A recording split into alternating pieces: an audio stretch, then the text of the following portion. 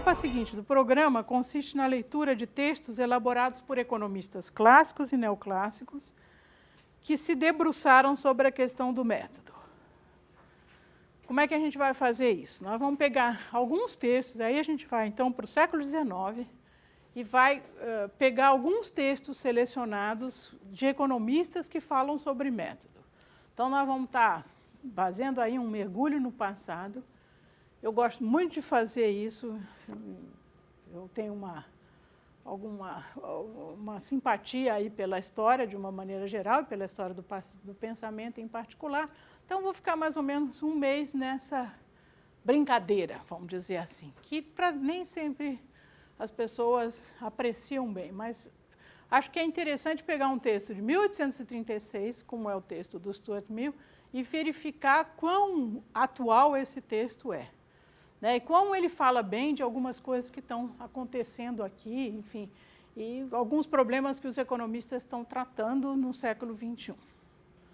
Então, o primeiro vai ser o Stuart Mill, aí a gente dá um intervalo aí de mais de 50 anos, vamos para um debate que aconteceu no fim do século XIX entre um pessoal da escola histórica, que era basicamente uma escola histórica alemã, né, e os clássicos da economia, então os clássicos ingleses, quase assim como uma luta entre Inglaterra e Alemanha, uma disputa entre Inglaterra e Alemanha.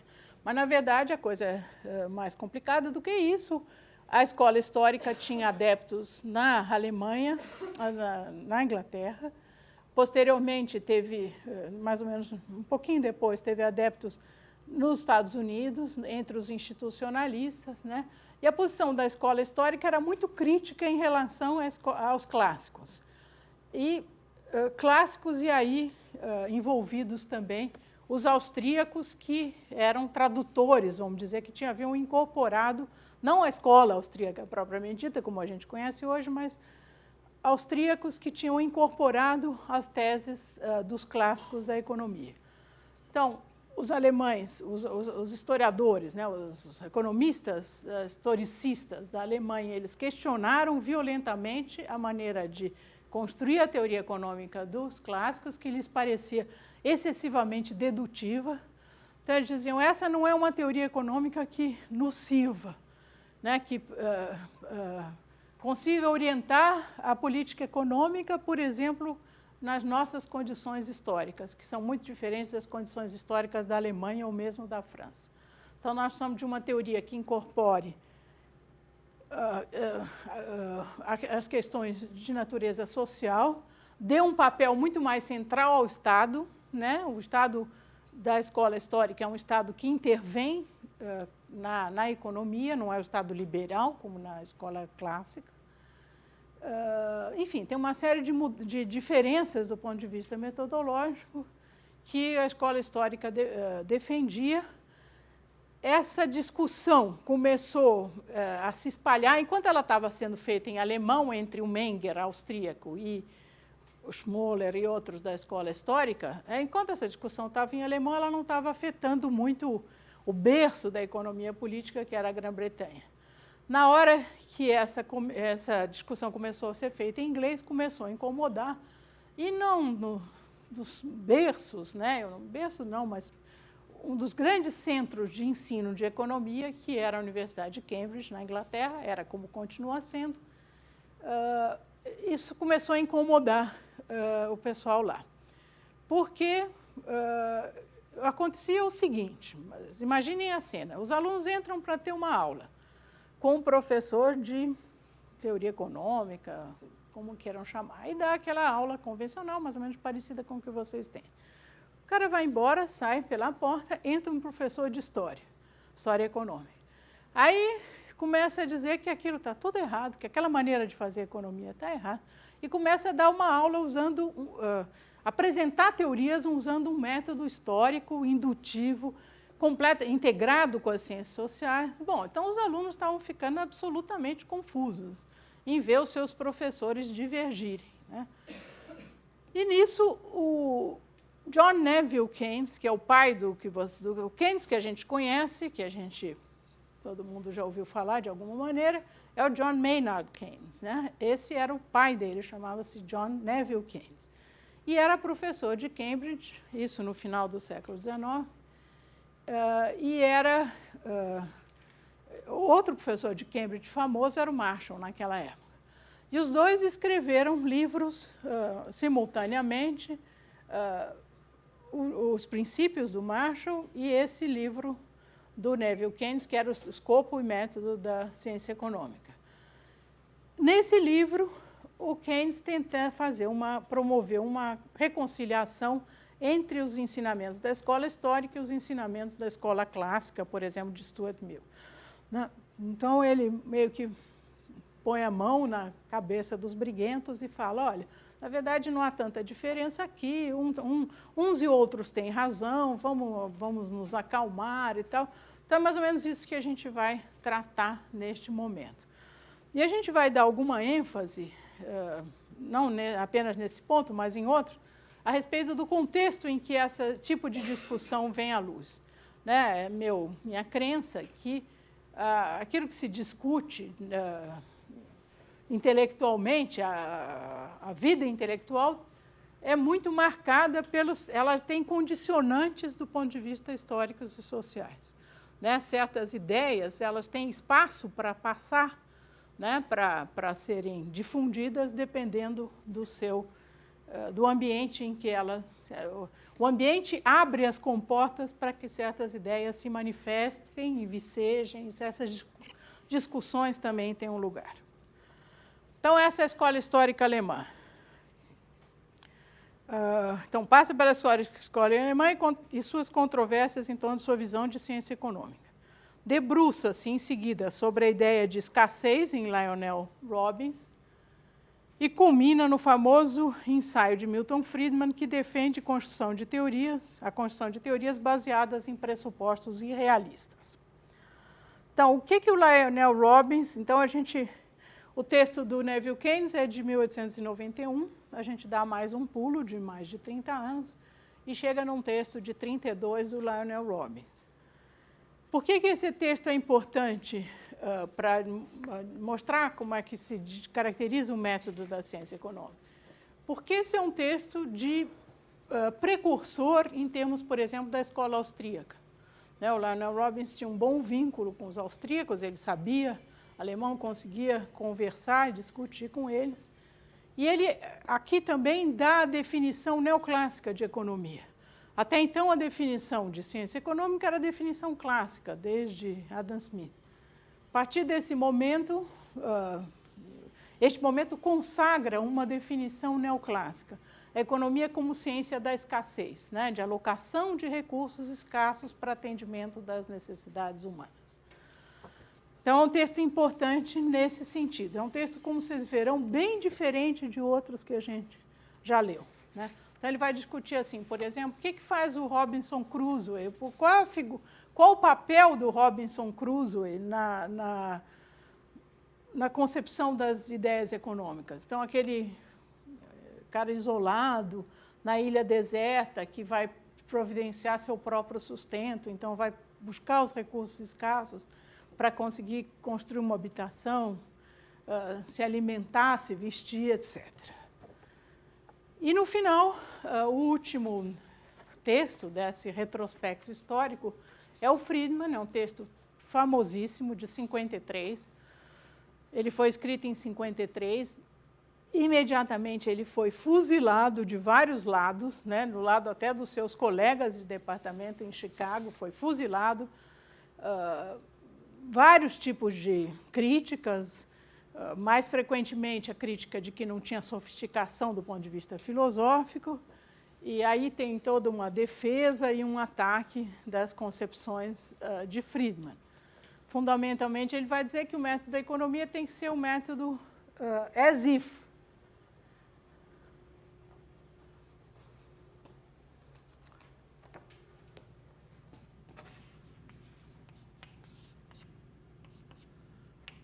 Como se. Ou seja, as teorias têm que ser construídas como se alguns dos seus pressupostos fossem verdadeiros, ainda que eles de fato não sejam. Então, por exemplo, imaginar um mercado em concorrência perfeita. Bom, esse é um pressuposto forte, sabia-se já naquele momento que a realidade econômica era bem diferente disso, né? Sabia-se que havia tendência à formação de oligopólios, enfim, que o mercado estava longe de ser perfeito. Alguns já tinham escrito a respeito disso, proposto teorias concorrentes, teorias alternativas, John Robinson, Chamberlain, por exemplo. E o Friedman critica isso e diz, olha, por enquanto nenhuma dessas teorias foi capaz de me convencer. É um pressuposto irrealista? É. Mas uma teoria construída dedutivamente, com base nessa teoria nesses pressupostos irrealistas, ainda tem maior capacidade de predição do que esses resultados confusos apresentados aí pelos adversários dessa teoria. Então, é uma discussão interessante que a gente vai levar adiante. Bom, aí a terceira parte do programa, que vai ocupar mais ou menos um mês. A terceira parte do programa cobre algumas das principais questões do debate atual, dentre elas, a natureza retórica da economia. Então, a economia é um discurso. O que os economistas fazem é contar histórias mais ou menos convincentes, historinha, às vezes, para boi dormir. Né? Será que... como é que a gente... os economistas são ilusionistas, vamos dizer assim. Eles criam uma ilusão de que aquilo que eles estão falando é verdadeiro porque eles dão uma forma que favorece essa ilusão. Né? Eles manipulam, de alguma forma, a forma de apresentação, usando um grande número de instrumentos, principalmente instrumentos matemáticos, na última fase, aí, no último momento da economia. Então, é esse tipo de questão que a gente vai discutir. Mas, afinal, o que é retórica? Né? Evidentemente, esse tipo de discussão não está só no campo da economia. O que é retórica? O que é um discurso retoricamente eficiente? Será que é um discurso que ilude? Ou será que é um discurso que fala para um auditório que é capaz de crítica? E, portanto, é um discurso que procura essa interação e procura chegar junto, num certo sentido, com o auditório. Qual a diferença entre retórica como forma e retórica como conteúdo? E por aí afora. Essa discussão, teve muita gente no Brasil que fez essa discussão ganhou um espaço muito grande. A gente tem livros, como, por exemplo, um que eu vou mencionar aí na bibliografia, daqui a pouco vai aparecer, que chama Retórica na Economia. Então, são coletâneas de artigos, tem aqui mesmo no nosso departamento, mais de um professor já escreveu a respeito. Uma delas além desta que vos fala, uma delas é a professora Leda Paulani, que tem artigos a respeito da retórica na economia, que são interessantes. Bom, outra coisa aí associada à retórica é a crescente matematização e formalização da economia. Então, no começo a gente discutia mais, a gente dava mais espaço para essa discussão do que dá agora. Agora meio que a coisa caminhou, né? O mundo caminhou aí e a gente simplesmente constata que um elemento importante nessa qualidade retórica da economia é a capacidade de raciocinar usando instrumentos da econometria, da matemática em geral. Mas, enfim, algum tipo de discussão vai aparecer aqui.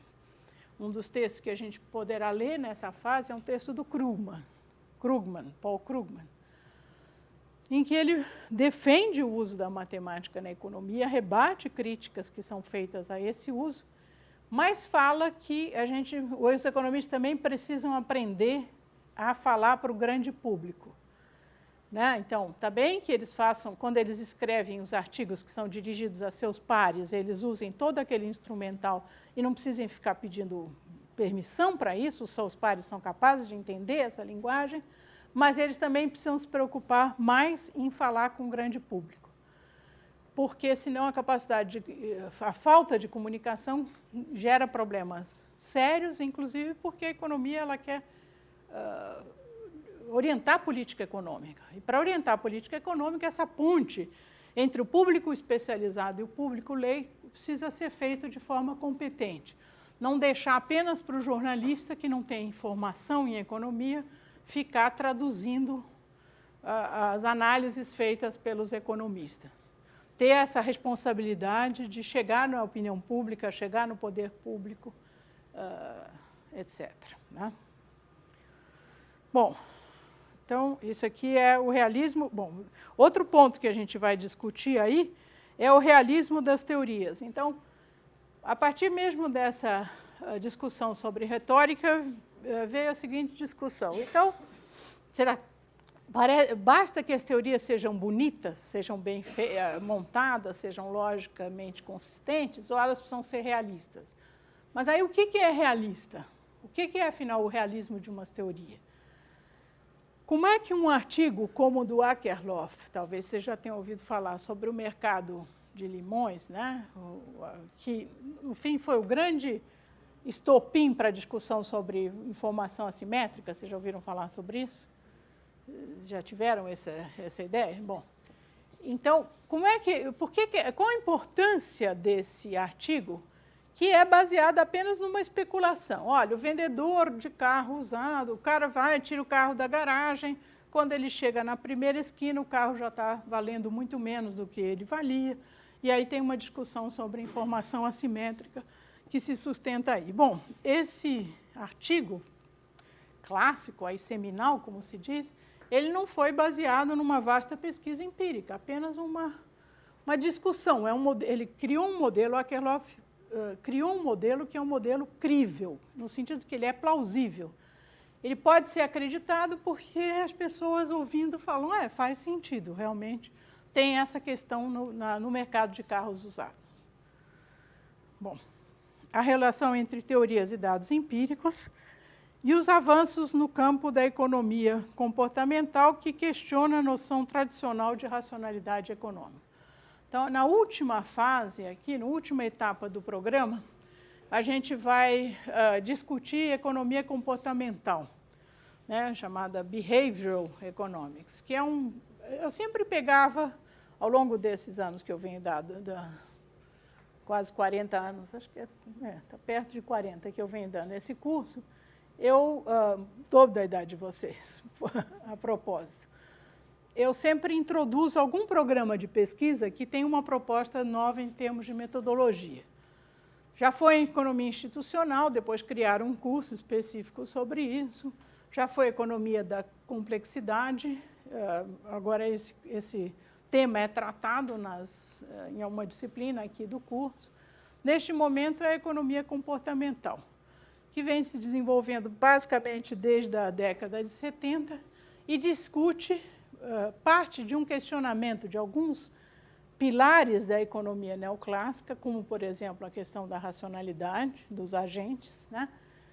E hoje em dia discute associada a outros cientistas de outras especialidades que também discutem a questão do comportamento, da teoria da escolha, não só entre os humanos, também entre os animais.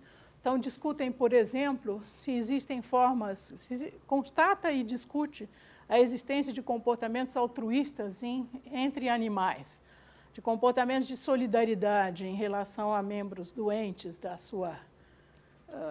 do seu grupo ali. Essa economia comportamental, hoje em dia, está muito associado com aquilo que se chama de neuroeconomia, né, que vai discutir as bases neurais, realmente, do comportamento, até o papel das emoções, dos afetos no comportamento, que é uma coisa estranhíssima, sobretudo para economistas, que sempre foram muito racionais, sempre valorizaram a questão da razão, a razão que informa a tomada de decisão. Aqui não, a escolha, né, segundo a neuroeconomia, nas pesquisas na neuroeconomia, a escolha tem é muito ditada por questões de natureza afetiva, estados físicos das pessoas, né, medo, paixão, inveja, sentimentos bons e maus, não importa. Né? Então, como é que isso afeta o comportamento e afeta as decisões? Esse é um campo novo, aí a gente vai poder falar um pouquinho sobre ele. Tá? Então, o programa é isso, fundamentos da metodologia científica, as credenciais, o problema da indução, o empírico como critério de cientificidade. Aqui nós estamos basicamente no terreno do Karl Popper. No segundo ponto, a ciência normal e seus paradigmas. Então, hoje até, em qualquer lugar que você ouve essa palavra, quebrando paradigmas, a quebra de paradigmas, né? Até abusado, de uma forma abusada, o uso dessa expressão, tudo quebra paradigma. Né? Rearranja um escritório, uma empresa lá, rearranja, muda a mesa da secretária, quebrou um paradigma. Tá? Mas, enfim, de onde vem isso daí, essa ideia? Inicialmente vem de um filósofo da ciência chamado Thomas Kuhn, que tem, no final dos anos 60, um livro muito interessante em que ele questiona a concepção tradicional de ciência e mostra como a história da ciência está muito ligado com a ciência propriamente, com como se faz ciência. Né?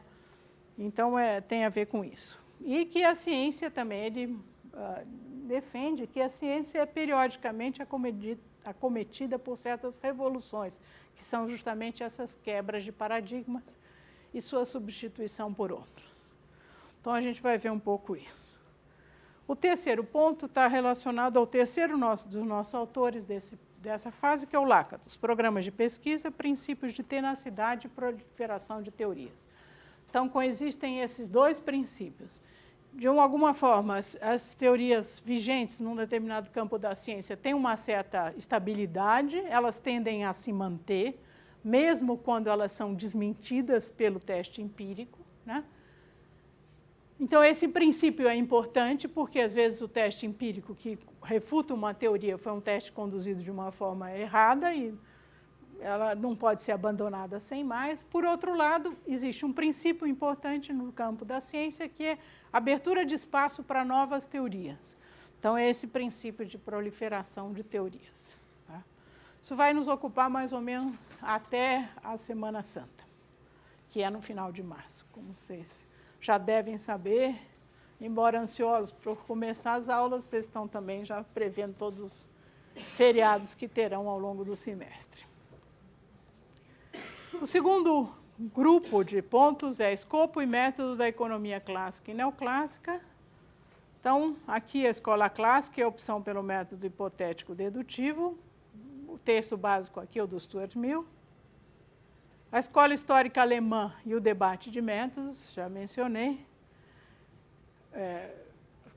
O texto básico vai ser um texto do Neville Keynes. A economia como ciência da escassez, Lionel Robbins. Realismo dos pressupostos e instrumentalismo, Milton Friedman. E, no final, um fechamento, reconstituição sumária do caminho metodológico da economia. Isso vai nos ocupar um pouco mais de um mês. E, no último pedaço do curso, temas do debate atual. Então, todos esses pontos aí. Entre os pontos, uma coisa que vale a pena destacar são esses pontos aqui. Ortodoxia, heterodoxia e mainstream. Qual o futuro da economia? Então, nos últimos anos, já no 2005 para cá, alguns metodólogos da economia publicaram textos interessantes especulando sobre o que vai ser feito da economia, a economia ciência econômica. Né? O que está acontecendo com ela, como é que ela está mudando, se é que ela está mudando, e para onde ela vai, qual o rumo. Né? Então, isso daí é interessante, essa discussão é interessante. O que é mainstream, afinal? O que está acontecendo com o mainstream? Né? Será que a teoria neoclássica é imutável, tem se mantido imutável nos seus princípios fundamentais, nos seus pressupostos fundamentais? Ou, de alguma forma, está sendo sensibilizada pelos avanços em alguns ramos da economia, como a economia comportamental, como a economia da complexidade? Né? O que está acontecendo e o que acontecerá? Né? Como é que a gente pode antecipar? Que futuro a gente pode antecipar? Então, esses textos são interessantes para fornecer, como se diz, alimento para o pensamento, né? Alimento para a discussão, né? Vocês não concordarão com tudo que é dito, com muitos deles. Aliás, não precisam concordar com nada, desde já ficam liberados para discordar de muita coisa durante esse curso. Gostaria que vocês reconhecessem a importância de discutir mesmo aquilo de que vocês discordam, né? Que a discussão é importante. Eu acho que, assim, às vezes a gente acha que estudando metodologia ou pesquisando nessa área, a gente vai conseguir resolver todos os problemas, pelo menos da economia, dos economistas, se não os problemas do mundo. Evidentemente, isso não se concretiza, isso não acontece, mas, de alguma forma, a gente consegue subir um pouco o degrau em que essa discussão é feita. Mesmo que a gente não chegue a conclusões definitivas, aliás, a missão do professor não é fazer os alunos chegarem a conclusões definitivas, é muito mais estimular a dúvida na cabeça deles, né? Estimular a capacidade de crítica. Mesmo assim, acho que se a gente conseguir tornar essa discussão mais consequente, mais informada, a gente terá dado um passo importante.